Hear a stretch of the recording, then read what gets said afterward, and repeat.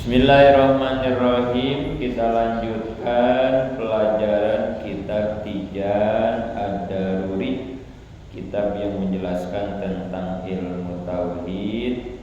Masih dalam pembahasan ma'rifat halaman 10 ya. Salah satu kewajiban kita selaku mukallaf adalah makrifat. Makrifat itu secara arti dasar mengenal atau tahu makrifat itu ya. Nanti yang dimaksud makrifat itu adalah kita tahu mengenal Allah. Di makrifat itu kita tahu atau kita mengenal Allah. Kemarin sudah kita bahas, orang yang ingin mengenal Tuhan maka harus mengenal dirinya sendiri. Kemarin itu gitu. Man arofa nafsah arofa robbah. Orang yang kenal dirinya pasti dia kenal Tuhannya. Kemarin sudah kita bahas tentang apa itu manusia. Nah, kemudian dalam ma'rifat juga ada definisi atau patokannya. Itu yang halaman 10-nya ya. Kita baca dulu bareng ya. Idrakun jajimun bihaitsu la yaqa'u ma'ahu taraddudun muwafiqun lil waqi'i nasi'un andalilin.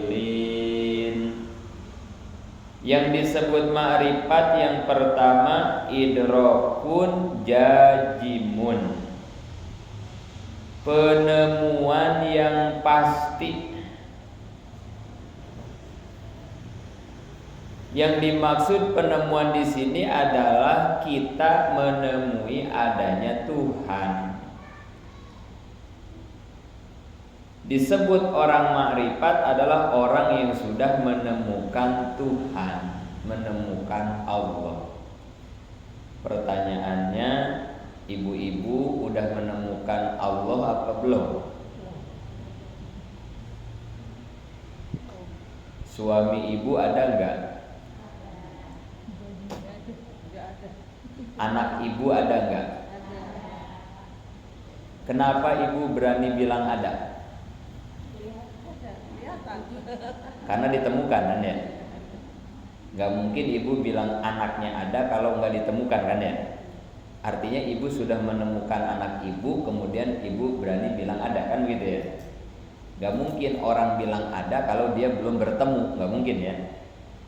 Pak Ustadznya ada nggak? Ada.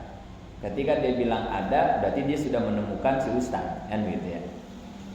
Allah ada apa enggak? Ada. Kita yakin Allah ada. Berarti kalau kita berani bilang ada, berarti kita udah menemukan Allah dong. Kan gitu ya.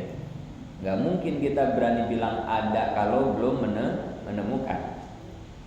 Nah, pertanyaannya, udah belum menemukan Tuhannya? Kita udah menemukan Allah belum? Kalau belum, kenapa berani bilang ada? Nah, kan gitu ya. Sedangkan orang yang berani bilang ada pasti sudah menemukan, kan gitu ya. Kemudian bagaimana cara menemukan Allah? Bisa enggak Allah ditemukan dengan panca indera? Bisa enggak?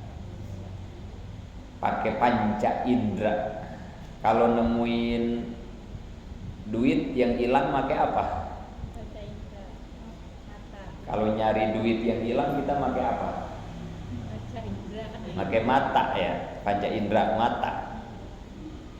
Kalau menemukan suara pakai apa? Telinga, panca indera. 5 panca indera ya. Mata, kuping, hidung, lidah, sama peraba ya. Panca indera itu ada 5 ya. Allah bisa nggak ditemukan oleh panca indera yang 5? nggak bisa dilihat, nggak bisa didengar, karena Allah beda dengan makhluknya. Kemudian bagaimana cara menemukan Allah? Karena nggak bisa ditemukan oleh panca indera, karena wujudnya Allah bukan wujud hissi. Istilahnya ini mah ya, ibu-ibu kalau puyeng nggak usah diingat-ingat lah ya. Allah itu wujudnya bukan wujud hissi, tapi wujud akli. Jadi Allah mah menemukannya nggak bisa pakai panca indera, tapi harus pakai akal. Ya. Karena wujudnya beda ya, bukan wujud hissi tapi wujud akli. Berarti menemukan Allah mah harus pakai akal. Caranya gimana menemukan Allah dengan akal? Akal kita memikirkan, merenungi kepada setiap ciptaan Allah. Caranya begitu kan ya? Ini meja, ada yang bikin apa enggak? Ada. Ibu tahu enggak yang bikin meja ini? Enggak. Kenal enggak? Enggak. Tapi kalau ini meja dibilang enggak ada yang bikin, ibu percaya enggak? Bu, ini meja enggak ada yang bikin, percaya enggak? Enggak. Pasti ada yang bikin ini Pak Ustadz, walaupun saya kagak tahu. Itu yang bikin yakin ini meja ada yang bikin kan akal kita kan ya. Apalagi dengan alam semesta. Bumi, langit, bintang, matahari, kita, hewan, semua. Kalau ini nggak ada yang bikin, akal kita nggak ngerti. Nah berarti dengan itu akal kita sudah menemukan keberadaan Sang Pencipta, ya kan? Yakin pasti ini ada yang bikin, karena ciptaannya juga luar biasa. Gunung, matahari, bintang, semuanya luar biasa. Nggak mungkin yang bikinnya biasa, nggak mungkin. Pasti zat yang maha luar biasa. Nah dari situ ketemu berarti ya, kita sudah menemukan Sang Pencipta dengan akal kita. Dari situ mulainya ya. Orang yang makrifat adalah orang yang sudah menemukan keberadaan Allah. Dengan apa? Dengan akalnya. Nah gitu ya. Itu makrifat, idrakun jazimun. Terus itu nomor 1 ya, penemuan akal yang pasti. Nomor 2-nya, yang diitikadkannya harus sesuai bukti. Bihaitsu laisa ma'ahu taraddudun muwafiqun lima fil waqi'i. Nomor 2 ya, halaman 10. Yang diitikadkannya harus sesuai dengan bukti, sama dengan keberadaan. Maka apabila yang diitikadkan tidak sesuai dengan Allah yang sesungguhnya, tidak sama dengan sifat Allah, hukumnya masih kufur. Seperti tekadnya orang Mujassimah bahwa Allah ada tapi bersemayam dalam diri manusia, atau seperti orang Pulasipah yang menyebutkan Allah itu ada tapi bersatu dengan alam, atau pendapat Khawarij yang lain, atau mengitikadkan Muhammad diartikan mim kepala, ha tangan, mim perut, dal kaki. Golongan ini masih kufur karena yang diitikadkannya tidak sesuai dengan keadaan Muhammad yang sesungguhnya. Nomor 2, ketika kita sudah meyakini bahwa Tuhan itu Allah, ini dalam marifat begitu ya, kita udah yakin Tuhan itu Allah. Ibu-ibu tahu nggak Presiden Indonesia itu siapa? Prabowo, ya kan? Presiden Indonesia itu Prabowo. Atau wali kota Bekasi itu siapa? Kenal nggak? Pak Tri. Atau kejauhan juga Camat Jati Sampurna itu siapa? Aduh nggak kenal juga. Lurah Jatiraden. Ya. Udah turun lagi ke bawah. RW siapa? Kenal nggak? Nah, kenal ya. Bapak RW kenal. Yakin, kenal, tahu, marifat berarti kan? ini Bapak RW saya. Tapi nggak cukup sampai di situ. Sama nggak dengan data-datanya? Sama nggak dengan buktinya? Jangan cuma percaya doang Tuhan itu Allah. Allahnya yang mana? Jangan cuma percaya RW saya itu Bapak Anu. Yang mana? Nah gitu. Siapa Presiden Indonesia? Prabowo. Prabowonya yang mana? Harus sama gitu. Jangan sampai tidak sama dengan buktinya. Prabowo yang orang Keranggan, berarti bukan.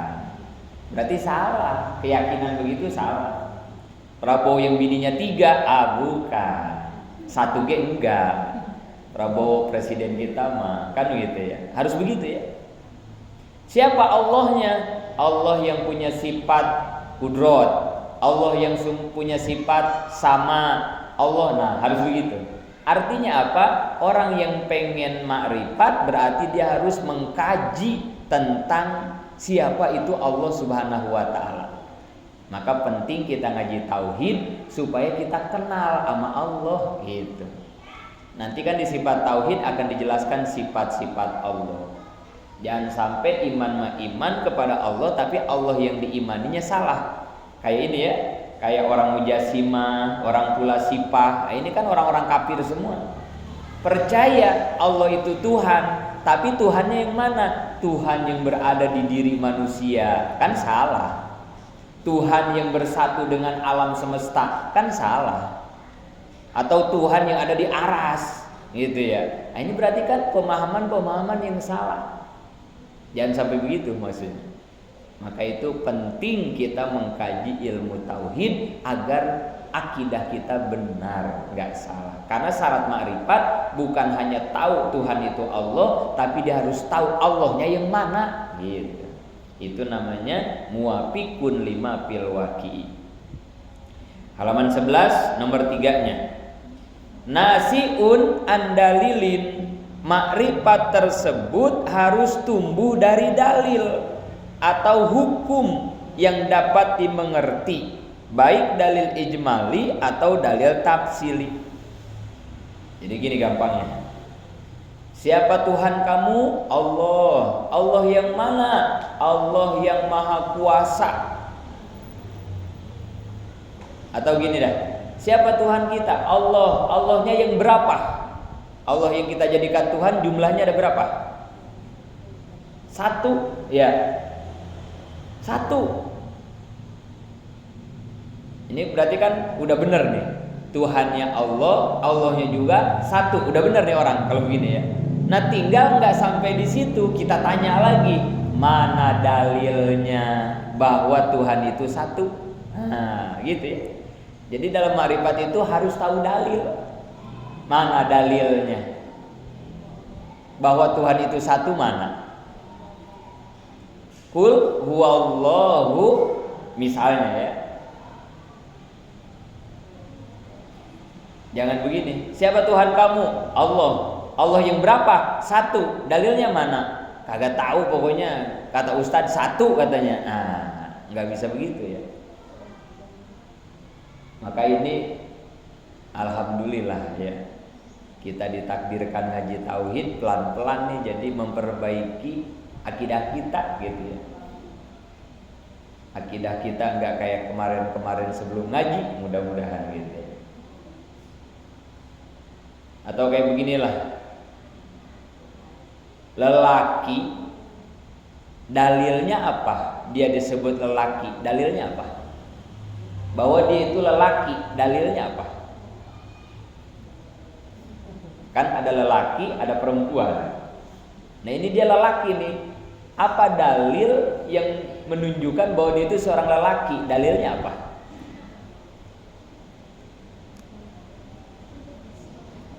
Kenapa dia disebut lelaki? Dalilnya apa? Supaya tahu dalil juga kita ya. Dalil itu apaan sih gitu ya. Ya?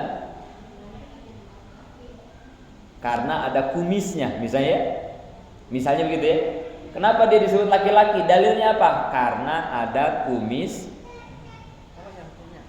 Ya begitu mah, kan ada yang punya kumis ada yang enggak.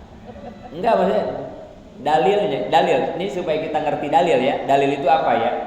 Kenapa dia disebut lelaki? Dalilnya apa? Karena ada kumisnya. Kalau perempuan ada kumisnya enggak? Enggak ada kan? Berarti dalil laki-laki itu kumis. Kan begitu ya? Gampangnya begitu ya. Allah ada apa enggak? Ada. Allah ada. Misalnya kita ngomong sama orang Kristen ya. Tuhan kamu ada enggak? Ada. Kan begitu ya? Orang Kristen, kamu Tuhannya ada enggak? Ada. Mana? Gampang kalau orang Kristen ya. Tinggal kasih tahu aja salibnya, kan ini. Ini Tuhan saya. Tapi kalau kita ditanya, Tuhan kamu Allah ada enggak? Ada kata kita. Mana? Nah, kan begitu ya. Mana dalilnya Tuhan kamu itu ada? Kan begitu ya. Kalau kita ngobrol sama ibu-ibu pengajian mah nggak bakal ditanya begitu ya. Tapi ketika kita ngobrol sama orang non-muslim, wajar kan ada pertanyaan begitu ya. Mana katanya Tuhan orang Islam ada, mana dalilnya kan begitu ya. Nih lelaki nih kata kita, ini lelaki, ini dia lelaki bukan perempuan. Dalilnya mana bahwa dia lelaki? Itu ada kumisnya. Oh iya. Oh berarti lelaki kan ada kumis, perempuan kan nggak ada kumisnya. Nah itu dalil kan ya.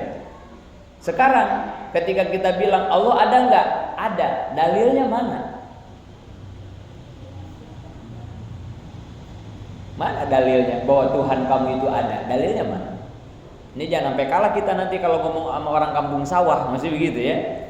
Wah lu Islam ngaku doang lu punya Tuhan, mana Tuhan lu? Ah, repot kita ya. Kita bisa ditawain nanti sama orang kampung sawah ini ya. Mana dalilnya bahwa Allah itu ada? Yang gampang aja, yang gampang ya. Adanya ciptaan Allah. Itu yang gampang gitu aja ya. Mana bukti dalil bahwa Allah itu ada? Adanya ciptaan Allah. Adanya kita, adanya bumi, adanya langit, kan begitu ya. Yang gampang gitu aja mungkin ya. Adanya kita menjadi dalil bahwa adanya Allah. Kan begitu ya. Adanya ciptaan menjadi dalil bahwa adanya Sang Pencipta. Gampangnya kan begitu ya. Kemudian begini. Kira-kira tadi dalilnya laki-laki itu apa? Kumis. Kira-kira kalau kumisnya dikerok nih, dihilangin, dikerok kumisnya ya. Kira-kira kelaki-lakiannya hilang apa enggak? Enggak kan ya? Walaupun kumisnya dikerok tetap aja dia laki-laki karena kumis mah hanya sebatas dalil. Nah, sekarang begini. Dalil adanya Allah adalah adanya ciptaan Allah. Kan begitu ya? Kira-kira kalau ciptaannya kagak ada, apakah Allahnya tetap ada atau tidak ada? Tetap ada, karena makhluk mah cuma dalil. Nah, ini akidah ahli sunnah begini nih ya, jangan salah ya. Laki-laki itu dalilnya adanya kumis, tapi kalau kumisnya dikerok, tetap aja dia disebut laki-laki karena kumis hanya sebatas dalil. Nah, ini supaya paham dalil kita. Dalil Allah itu ada ciptaannya. Terus apakah ketika ciptaannya tidak ada Allah jadi tidak ada? Enggak. Karena kita mah cuma dalil. Nah, gitu. Karena ada ya orang yang punya anggapan kalau kita enggak ada berarti Allah juga enggak ada. Enggak begitu Allah mah. Mau ada kita enggak ada kita, Allah mah tetap ada. Karena kita mah sebatas dalil. Gitu. Penguat doang dalil mah gitu ya.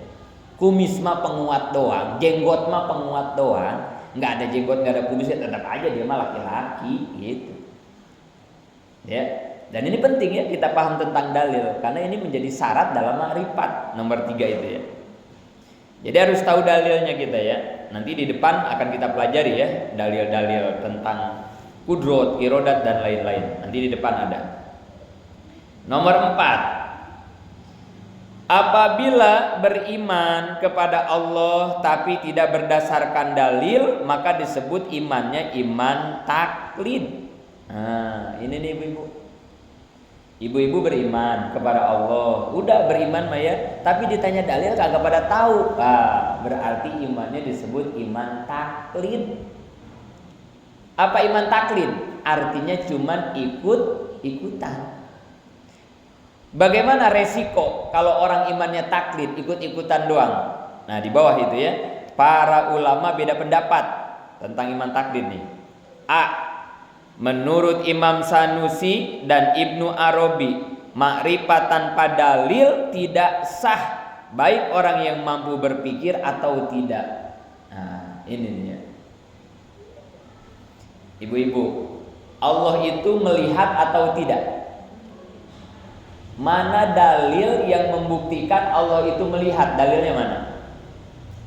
Ibu-ibu tahu nggak? Ketika ibu-ibu nggak tahu, berarti imannya disebut iman apa? Taklid. Berarti kan begitu ya. Kalau kita beriman tapi nggak tahu dalil, maka disebutnya imannya iman taklid. Bayangin di sini, kalau kita nggak ngaji tauhid ya. Iman taklid itu hukumnya gimana di sini? Menurut Imam Sanusi, orang yang imannya taklid tidak sah. Ya Allah ya. Untung kita ngaji ini. Selama ini kan kita pede banget, saya beriman kan gitu ya. Ternyata ya menurut Imam Sanusi, orang yang beriman gak tahu dalil, imannya belum sah. Kalau imannya belum sah berarti masih dianggap kufur. Nauzubillah. Iman kan udah iman ibu-ibu ya. Siapa Tuhan ibu-ibu? Allah. Allahnya yang berapa? Satu. Dalilnya mana Allah satu? Nggak tahu, pokoknya mah katanya satu. Nah kan begitu ya. Berarti kan imannya taklid, kan begitu ya. Sedangkan iman tanpa dalil menurut Imam Sanusi tidak sah. Ya Allah ya. Ini yang pintar yang bodoh ya. Di situ disebut ya, yang mampu berpikir atau tidak mampu berpikir. Berarti yang pintar sama yang bodoh sama aja ya. Iya kan? Di situ ya. Ya Allah ya. Alhamdulillah kita jadi ngaji tauhid nih, jadi aman kita nih. Kita bakal belajar tentang dalil ntar di depan ya. Sedangkan iman modal satu-satunya ya buat kita selamat di dunia sampai akhirat ya. Sholat rajin kalau imannya gagal makan gak ada artinya ya. Nauzubillah ya. Ibadah tiap hari kalau imannya gagal, karena iman makan pondasi ya. Iman mah pondasi. Rumah kalau nggak ada pondasinya mah rubuh ya. Tihangnya mau berapa biji orang dia sama.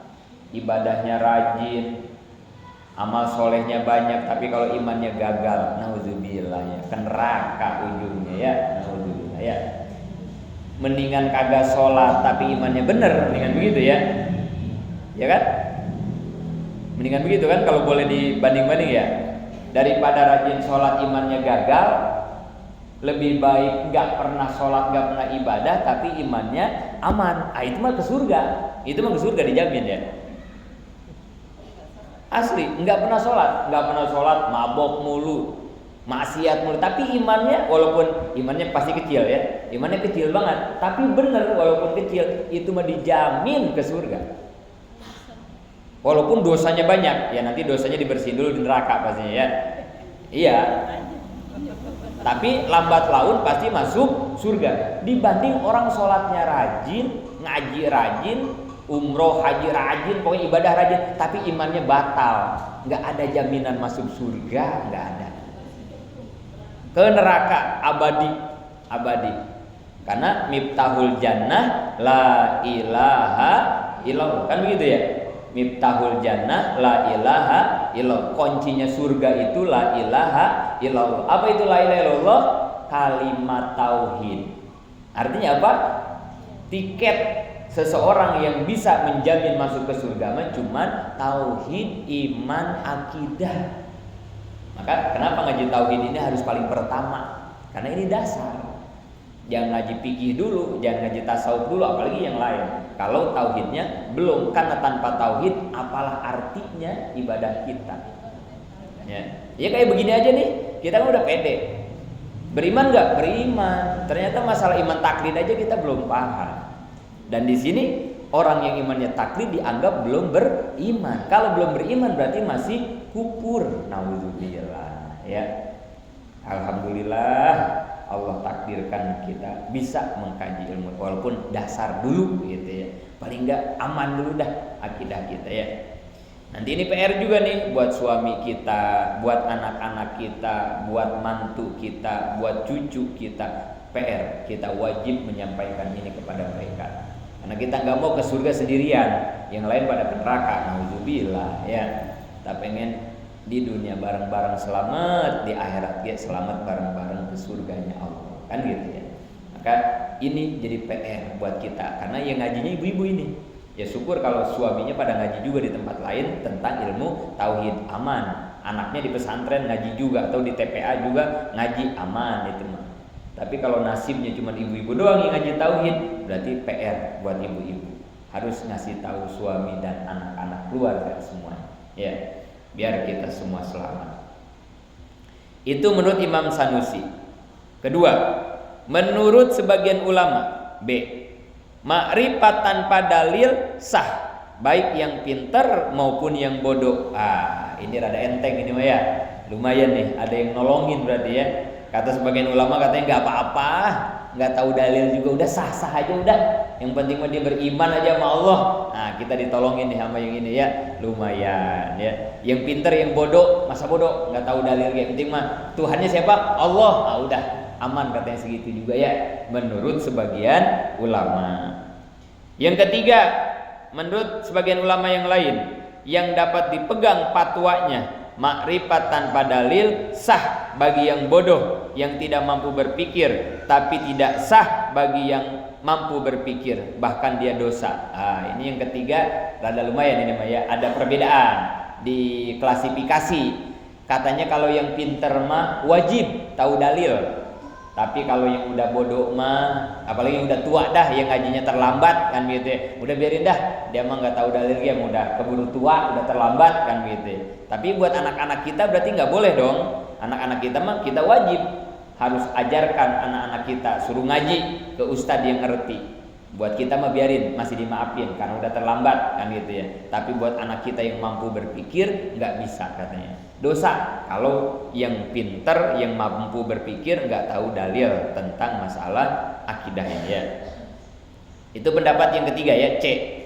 D, menurut sebagian ulama lain sah dan tidak berdosa asalkan taklidnya kepada Quran. Nah ini enteng juga ini ya, yang keempat nih. Nggak apa-apa katanya lah, taklid juga ikut-ikutan juga nggak apa-apa. Yang penting mah dia ngikutinnya ke Quran. Ya kayak tadi, Allah berapa? 1. Kata siapa? Yaitu Qul huwallahu ahad. Katakan Tuhan itu 1. Nah udah segitu ge lumayan katanya. Udah aman segitu ge katanya. Allah hidup apa mati? Hidup. Mana ya? Dalilnya mana? Allahu la ilaha illa huwal hayyul qayyum. Sering dibaca mah ayat kursi itu ya, sering kita baca, cuman kagak tahu artinya ya. Udah dibaca sama kita, padahal itu dalil yang menunjukkan bahwa Allah itu hidup gitu. Allahu la ilaha illa huwal hayyul qayyum. Segitu ge lumayan katanya. Berarti kita ngikutin Quran gitu ya. Dalilnya dari Quran, dalil yang mudah. Gak usah didalemin, sah katanya ya, menurut pendapat yang keempat. Yang kelima, menurut sebagian ulama lagi, makrifat tanpa dalil sah dan tidak berdosa, malah haram berpikir tentang dalil apabila dalilnya tercampur pula sifat. Wah ini mah lebih ekstrim ini mah ya. Udah katanya, gak usah lagi nyari-nyari dalil katanya. Udah sah udah. Apalagi daripada nyari dalil malah jadi ngecapruk kemana-mana katanya. Udah gak usah katanya. Udah. Yang penting mah percaya bahwa Tuhan itu Allah, Allah itu satu, Allah itu hidup, Allah itu. Udah segitu cukup katanya. Gitu. Kayak begini nih. Ibu-ibu dulu ya, lagi zaman kita masih muda ya, lagi nyari pacar ya. Ibu-ibu nih, kalau punya pacar lelaki misalnya, ini dulu maksudnya dulu ya, nggak usah sekarang lah, udah kelewat. Tapi ini contoh doang. Lebih milih laki-laki yang mencintai tanpa syarat atau memilih laki-laki yang mencintai kita dengan berbagai syarat? Milih yang mana? Saya mau nikah sama kamu tapi syaratnya bla bla bla bla bla gitu ya. Ada lagi, pokoknya mas saya udah cinta sama kamu, ayo nikah udah.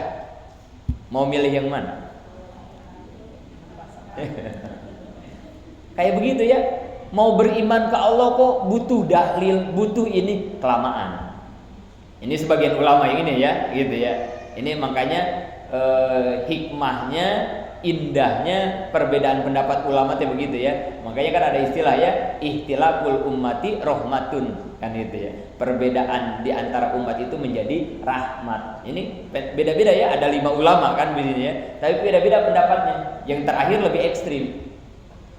Mau beriman ke Allah kok banyak banget syaratnya sih, gitu ribet amat sih. Gitu. Kita kagak mau dicintai sama orang tapi syaratnya banyak banget. Ya nikah sama saya kalau udah punya kontrakan 5 ya, nikah sama saya kalau udah PNS ya, ribet amat sih kan begitu ya. Kalau udah demen mah demen aja lah kan begitu ya. Kayak di pom bensin dong, kita mulai dari 0 kan begitu ya. Ayo kita susah bareng-bareng, ayo kita bangun, kita bina dari awal kan gitu ya. Gak usah lah harus PNS dulu, harus kerja dulu, kelamaan ya, kelamaan. Berarti cintanya materialistis kalau begitu ya. Cinta karena ya ada anu-anunya kan begitu ya. Nggak tulus yang cinta begitu ya. Beriman ke Allah kok perlu dalil ini, dalil itu, kelamaan gitu.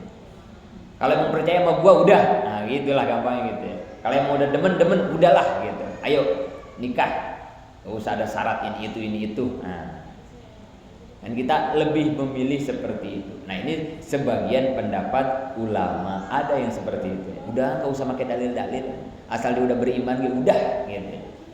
Ngapain segala pakai dalil? Apalagi kalau dalilnya membuat orang jadi ragu gitu. Nggak usah. Pokoknya udah percaya Tuhan Allahnya berapa? 1. Allah hidup. Allah ngelihat. Udah cukup segitu udah. Asal dia udah yakin begitu udah. Nah, gitu. Ini salah satu pendapat ulama menanggapi tentang masalah iman taklid. Apa itu iman taklid? Iman yang tanpa dalil. Itu iman taklid. Alhamdulillah sampai di situ. Nanti kita lanjutkan ma yajibu bi haqqihi ta'ala. Mudah-mudahan manfaat. Amin.